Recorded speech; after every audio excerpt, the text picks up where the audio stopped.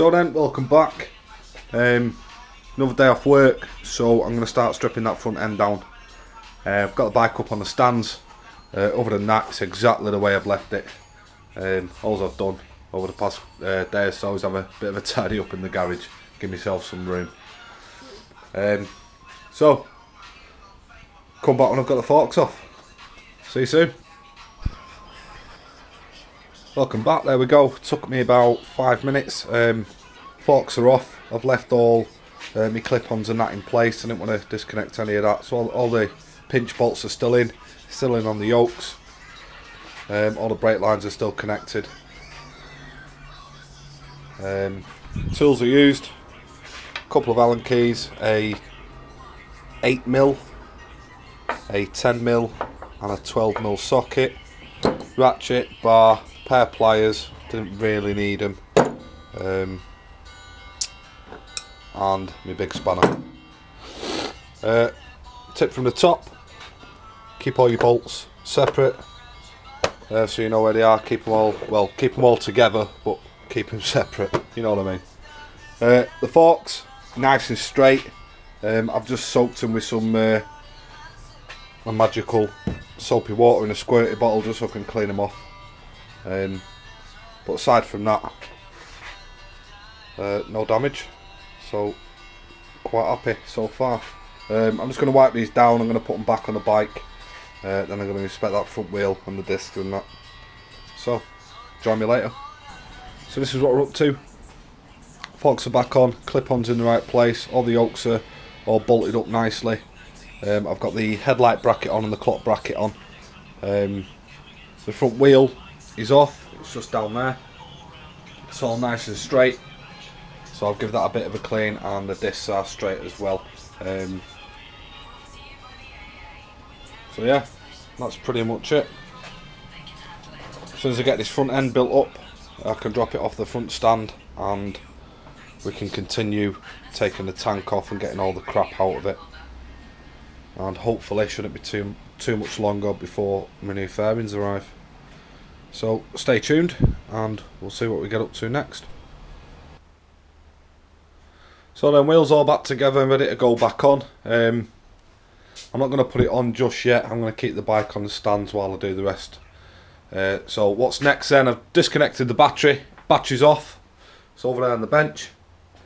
And I'm going to take the tank off next.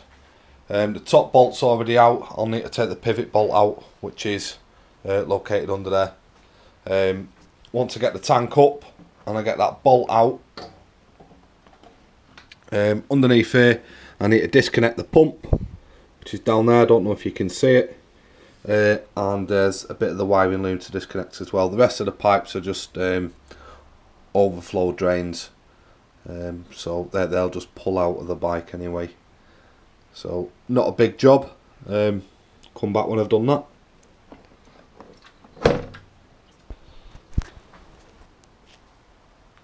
So then the tank's off, rested nicely over there. I'll show you how I've got that propped up.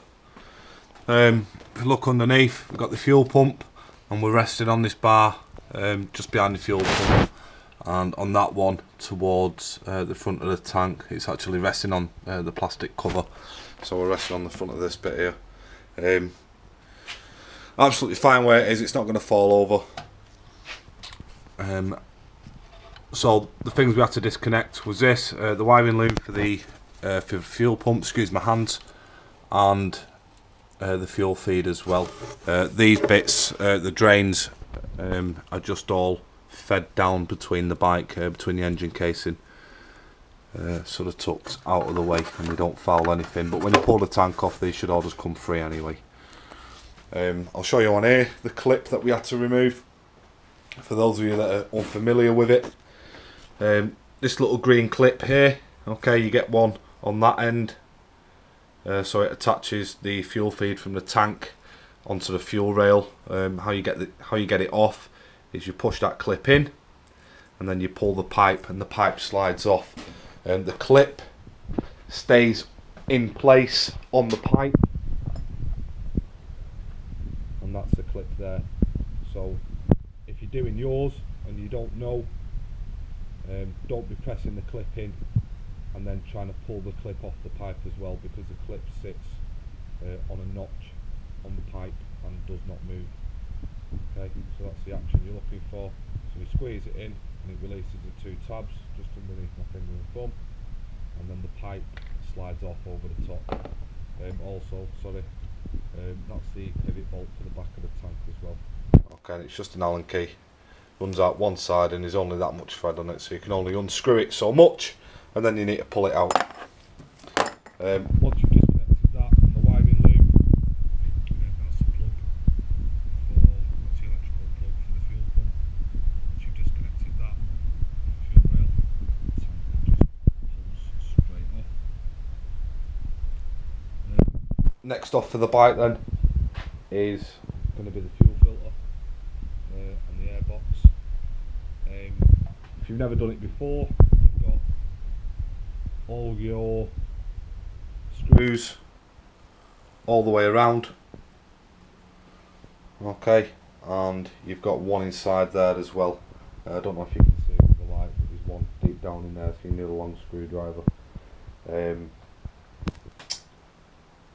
So I'll get that far and then I'll show you what else you need to do to take your box off. Alright, so see you soon. So this is what we're up to then. I've taken the top of the airbox off, and I've taken the filter out, and I've just popped them over there out of the way. It's the reason the airbox is coming off, so I can clean underneath it, and also I can clean the airbox itself. It's never been cleaned, it's absolutely minging, and it'll just prolong the life of my filter. It's a brand new filter, it's not been in there long, it was serviced not that long ago. It isn't anything special, it's not a K&N or a high flow filter. Well, it is a high flow filter, but it's just one of the paper ones. It's absolutely fine. So I'll not be changing my filter before I get the bike back on the road. If you've never taken the airbox off a GSXR K6, K7, 600, 750, I'm not sure about the fouls, but the 6s and 750s are exactly the same. You'll need to remove your relays, which sit there, and also you have your airflow sensor, which sits inside as well. There's a bolt which sits on there, which is 10mm. Couple of pipes. You'll have one that sits underneath, it's connected to the other side of that, and you have one to the top of the airbox, which sits on there like that. You're going to need a long screwdriver, and at the side of the bike you have 2 push clips like the ones that the fairing's attached to, quite big. That's what they look like. You'll have one this side and one the other side. You need to remove them clips, get your screwdriver in there, and then you're going to remove 2 screws, and they look like this. That's how long they are, and that's how much thread's on them. So quite big, and again you will need a long screwdriver to reach them, because the start of the screw, if you can see on there, is just there where my finger is, and when the airbox is in place, a normal screwdriver to try to use, that's one I used to take the airbox off, the top of the airbox off with. That wasn't long enough to reach, and that's just standard screwdriver length. What did I use? Where's it gone? I ended up using that. Probably kicked the arse out of it a bit, but I wanted to make sure I got it first time. But yeah, that was plenty long enough. I could have actually taken the adapter off and just used the bit and the screwdriver. So that would have been plenty long enough to get them out as well. So yeah, there's one of them each side, so 3 push clips, one each side, and then the airbox should just pop off.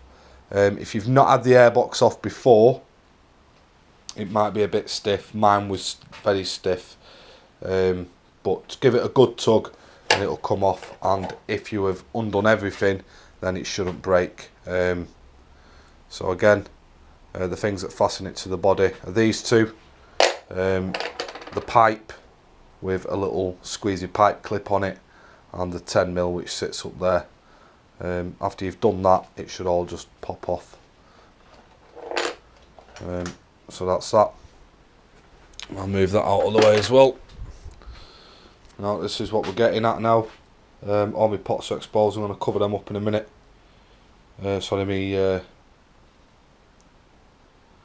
Oh god, intake manifold. Ta-da! I knew it would come to me. So I'm going to get them covered up, just to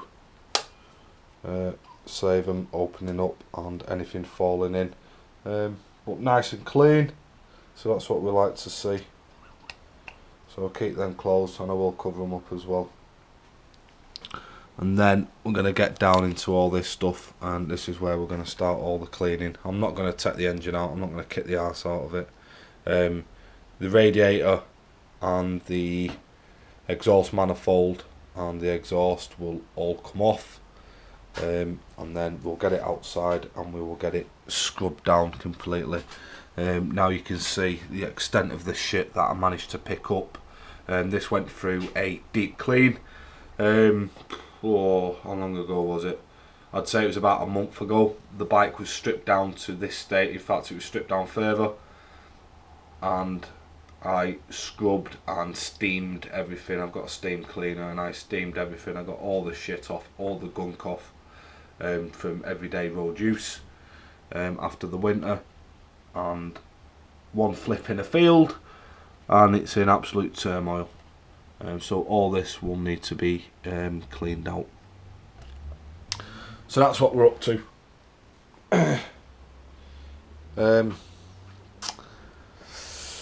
Back end will need done as well. So I won't take the swing arm off the bike. I'll leave the swing arm on the bike, but the wheel will come off, brake will come off. I'm not really due another. Oh my god, my brain's melting. What am I not due? Chain and sprocket set. I'm not due a chain and sprocket set for a while yet. I think I've got about another 3,000, 4,000 left on this one, so I'm not going to be changing them just yet. False economy, just throwing money at it for the sake of it when I can't afford it. So yeah, so when I come to do that, I'll strip down the back end. Well, I won't really strip it down. I'll take the wheel off. I might take the rear subframe off, just to kind of advance me cleaning a little bit down into the back of the swing arm, just down here so I can reach. So if I remove this, it opens up that for me. Whether they do or not will determine on, well, will depend on how long my fairings are going to take, because I want to get back on the road as soon as possible. But as I'm waiting, I may as well get all this done. I think I'm going to call it a day there, and this video has been filmed over 2 days, and I'm just going to compile the bits. It's been a couple of hours here and there and a couple of hours here and there, so I'm just going to put them together, and that will be my next video. So we're bobbing along quite nicely, getting stuff done as we're getting stuff done. What I would like to say is a very big thank you to a mate of mine, Baz, who lent me his front yoke paddock stand. I've got a front paddock stand, but it's one of them that sits on the bottom of the forks. It's alright for, you know what I mean, a bit of maintenance and that, but not when you want to start stripping your forks out, because you've got nothing to hold the bike up. So thanks very much to Baz for the lend of that. unfortunately, mate, you're not going to get it back very soon, as you can see. So, cheers.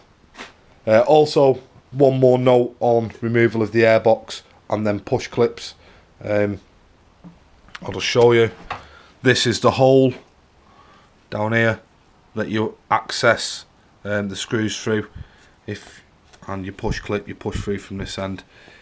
If you push your push clip all the way through, you will lose the retaining bit down inside your frame, and you will never, ever, ever, ever see it again. Okay, so just be careful with them push clips, because I mean, they're there for a reason. They're there to stop dirt ingress into the hollow of the frame. So if you're losing stuff down in there, sorry, if you lose your push clips, then it's just going to cause a bit of shit build up inside the frame of your bike, and then it's going to start rotting. But again, while the bike's stripped down to this much, it gives us a good chance to inspect the frame for any cracks along the welds and the seams and that. But it's all looking good, so I'm quite happy with how we're going so far. If you like the video, please subscribe. If you don't like the video, please subscribe. Stay shiny side up, ride safe, all that shit. And I'll try and get another video out next week sometime. Stay tuned. See you later.